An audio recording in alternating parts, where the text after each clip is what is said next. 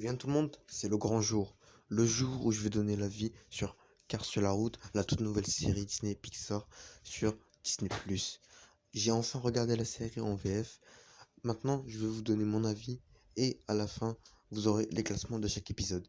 Tenez garde que il y aura des spoilers si vous n'avez pas regardé la série, donc allez regarder la série.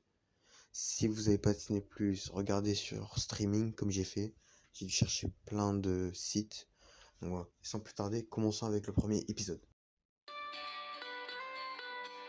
L'épisode commence avec une magnifique scène de McQueen qui fait des tours autour de Willy's Butte et cette scène est magnifique. La musique, l'animation, tout était parfait pour créer cette super scène. Martin vient annoncer à McQueen qu'il repart dans l'Est pour le mariage de sa sœur. Malheureusement, McQueen et Martin n'ont pas leur voix originale.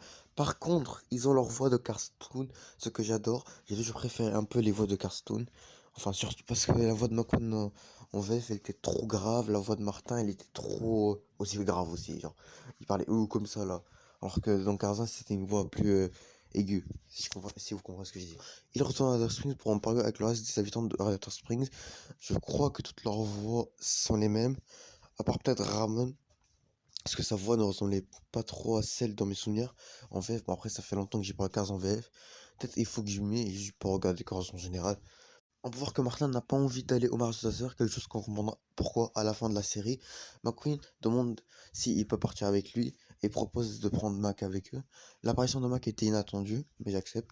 Alors, mais par contre, pourquoi il a la remorque de Rusty McQueen et sa peinture c'est Cars 3 McQueen? Parce que McQueen il a repris sa peinture de Cars 3 au lieu de garder sa peinture du Fabulous McQueen. Ouais.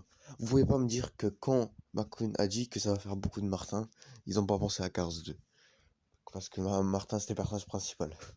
Ouais. Dommage que nous n'avons pas une scène de Ramon qui reprend McQueen dans sa nouvelle peinture de Cars sur la route. Mais nous avons eu trop ça dans Cars 1, Cars 2, Cars 3. Donc voilà.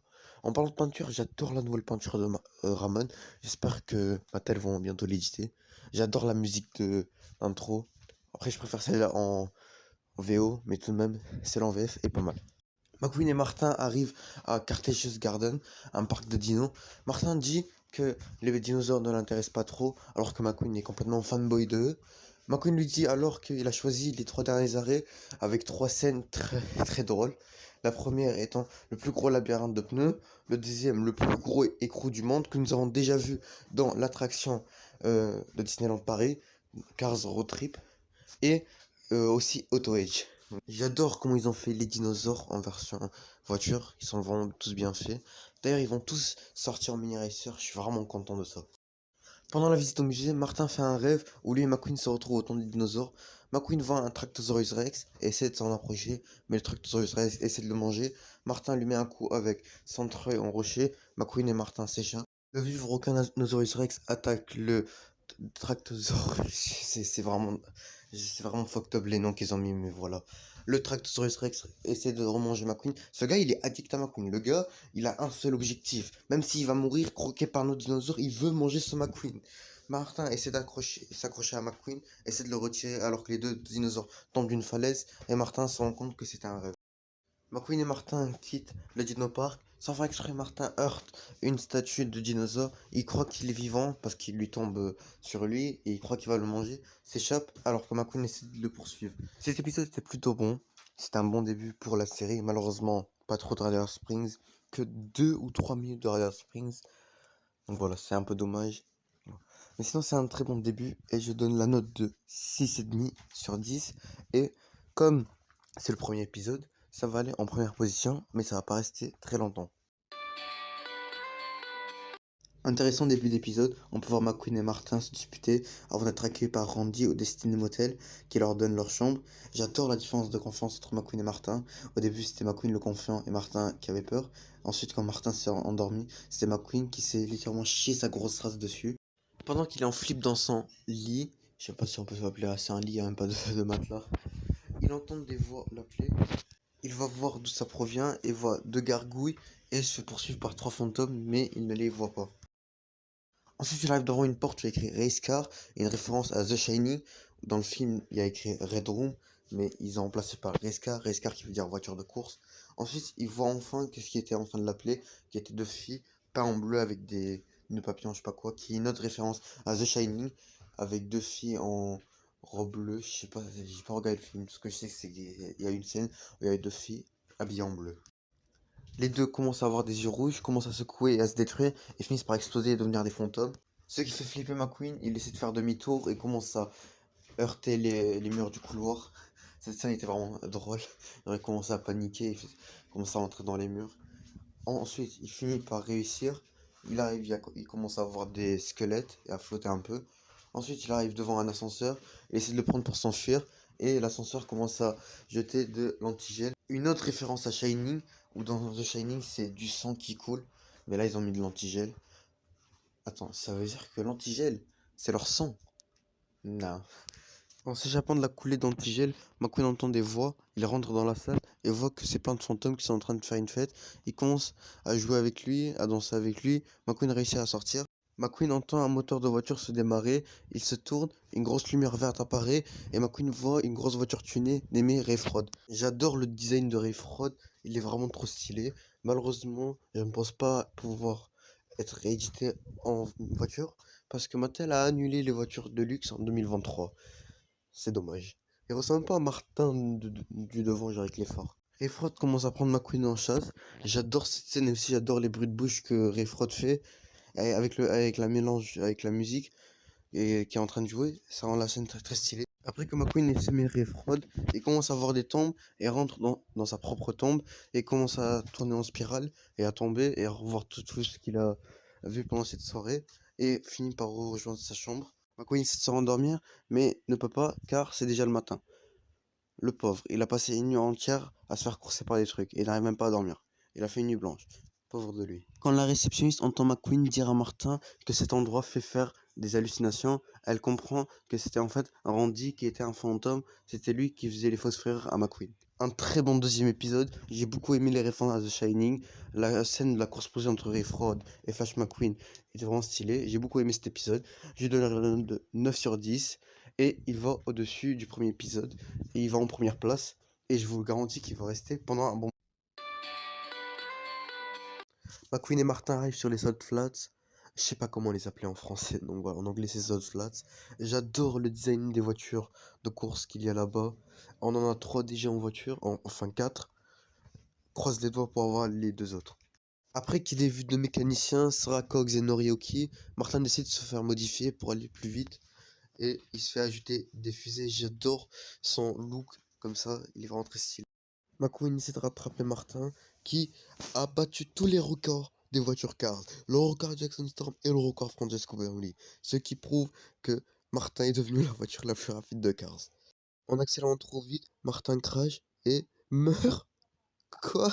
Et rencontre le démon du compteur qui est une légende urbaine. Là-bas, ils disent tous prenez garde au démon du compteur. Entrant le démon du compteur, Martin réussit à s'échapper. Attends, c'est sa porte qui s'est ouverte? Ah! Martin réussit à rejoindre son corps et à s'arrêter. Donc il le rejoint. Ils essaient de quitter les Sauce Flats, mais plein de voitures veulent recruter Martin pour l'argent. Parce que Martin a niqué tout le record et veulent le recruter. Et les deux finissent par s'enfuir. En laissant les autres en désespoir de retrouver une autre voiture comme lui. Très bon épisode. J'aurais aimé avoir plus de courses avec les autres voitures qui sont là-bas. Mais j'espère qu'ils vont y retourner parce qu'il y a plein de potentiel avec cet endroit. Donc, je donnerai la note de 9 sur 10 et ça va en deuxième place. Pendant que McQueen était en train de faire un feu de camp, bizarrement alors qu'il a pas de main, Martin a rencontré 3 chasseurs, Margaret Motoré, Griswold et Clutch Humble, 3 chasseurs qui chassent des cryptides, notamment le Bigfoot. D'ailleurs, Bigfoot ne devrait pas s'appeler Big Pneu. Martin dit aux chasseurs qu'ils sont d'accord pour les rejoindre. Enfin, il était d'accord, McQueen ne voulait pas au début. J'adore le design qu'ils les ont donné avec les antennes et les lumières. McQueen fait penser à sa version de RS5, je ne me rappelle plus le court-métrage là. Après une course-poursuite avec ce qu'il a cru être Bigfoot, McQueen se réveille dans une pièce étant accroché par le plafond. Mais Bigfoot n'était pas en fait un monstre, c'était juste un monster truck nommé Ivy, qui vit dans la forêt et qui faisait de la cascade pour sauter au-dessus de voitures, mais qui a arrêté après qu'elle a sauté au-dessus d'un groupe de voitures et qu'elle est tombée sur une d'entre elles. D'ailleurs, les voitures sur lesquelles elle a sauté ils ressemblent beaucoup aux voitures de Demolition Derby. Alors que c'est pas eux. Super. Martin débarque dans la pièce et se fait accrocher. Ivy dit s'ils acceptent de l'aider à faire fuir les chasseurs, elle les laisserait partir. Les trois arrivent à ramener les chasseurs dans la pièce. McQueen se déguise en alien en train de siphonner l'essence de Martin, et Ivy se déguise en reine alien. Les chasseurs s'enfuient, et McQueen et Martin se remettent en route, et Ivy leur demande où ils vont, et puis ils décident de la ramener avec eux. Épisode plutôt moyen, je dois vous l'avouer. C'est pas que j'aime pas, c'est pas que j'aime bien, c'est juste normal. J'aime bien le personnage de Ivy, et la scène quand McQueen, Ivy et Martin font fuir les chasseurs était bien aussi. Mais voilà, je donnerai la note de 6 sur 10, et pour l'instant ça va en dernière position. L'épisode commence avec Ivy qui se lave au lavage auto de la baleine. Puis les trois se remettent en route et arrivent à un cirque. En entrant au cirque, on apprend que McQueen a peur des clowns. Même si je trouve que ça aurait été plus approprié que ce soit Martin qui ait peur des clowns parce qu'il a peur de la lumière fantôme et des trucs comme ça. La voiture que vous voyez à gauche n'est pas Sterling. Voilà. Je vous dis ça parce qu'à la base on a cru que c'était Sterling parce que sa voiture avait leaké. Non, en fait, c'est une voiture qui s'appelle Capillaire d'Irrev. Et on a cru que c'était Sterling qui, pour sa finition, était allé travailler dans un cirque. Donc voilà, dommage qu'ils aient pas faire ça. Bien joué Pixar, vous avez loupé votre chance. Le spectacle se termine et Ivy fait une cascade au-dessus des voitures clowns et ils aiment tellement qu'ils lui proposent de rester avec eux. Et du coup, Ivy le dit à McQueen et Martin qu'elle va rester au cirque, qu'elle a trouvé sa place. Donc voilà, c'était un très bon personnage. J'espère qu'on va la revoir dans notre projet Cars. Et à la fin de l'épisode, McQueen et Martin se remettent en route. Bon épisode, j'ai vraiment aimé la scène au cirque avec la performance d'Ivy, des clowns et la musique qui jouait là-bas.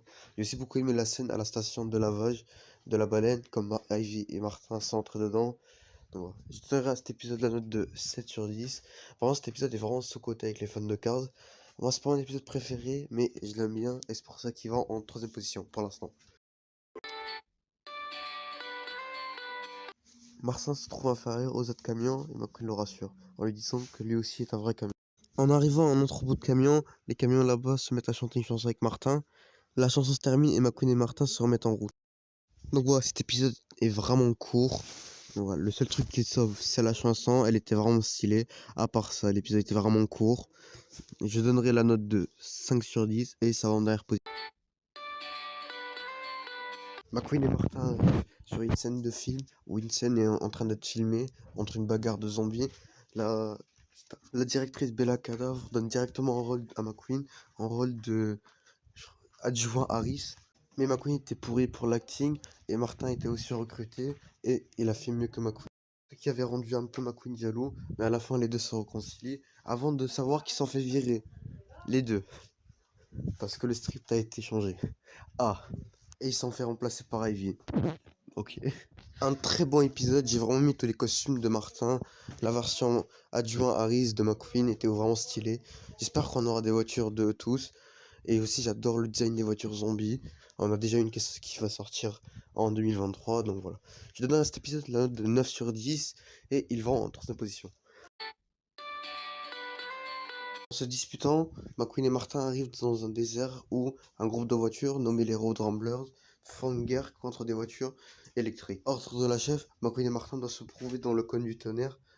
Quand ils descendent, ils s'aperçoivent que les autres voitures sont allées combattre le clan d'opposition. McQueen et Martin essaient de calmer le jeu, mais ça tourne mal et ils continuent la guerre, à part une petite voiture bleue nommée Jérémy qui reste avec eux.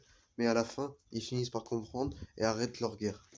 Un autre épisode plutôt moyen, je dois vous avouer, quand j'avais vu les concept art en 2021, j'étais stupéfait par le genre, comment c'était genre fou, genre McQueen et Martin avec des lance-flammes, des armes, des piquants et tout. Donc voilà. Après, quand j'ai vu les scènes dans l'avant, j'étais encore plus stupéfait et excité. Puis maintenant, je vois ça. Donc voilà. J'aime bien le design des voitures, mais voilà. Sans plus. Je donnerai la note de 6 sur 10 et ça va en.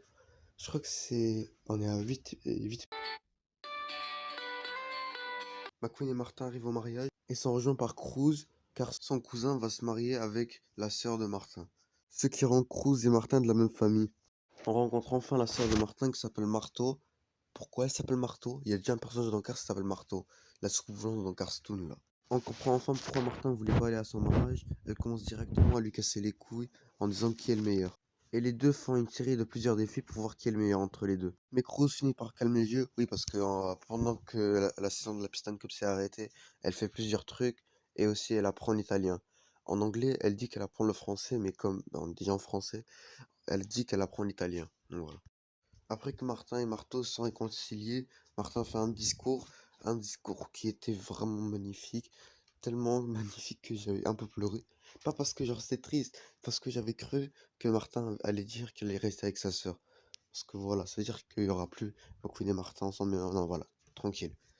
McQueen tease une saison 2 en disant qu'ils vont rentrer par route et pas par avion, et c'est la fin de la série. Bon épisode, j'ai vraiment aimé le fait que Cruz était revenu. J'aime bien sa nouvelle peinture aussi. J'aime bien la scène où Martin et Marteau commencent à se battre et tout. Et j'adore le moment où ils font pierre, papier, ciseaux, mais en carte. Et comment ça marche pas du tout.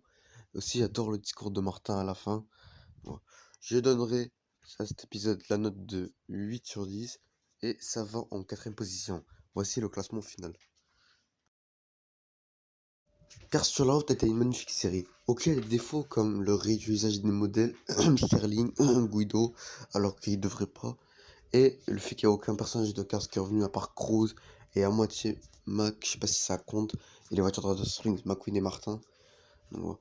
À part ça, la série était super. Je donnerai la note de 8 ou 9 sur 10. Je sais, 8,5, 9 sur 10, je sais pas. Bon, on va dire 8,5 sur 10. On va dire. J'adore cette série, je vous conseille de la regarder.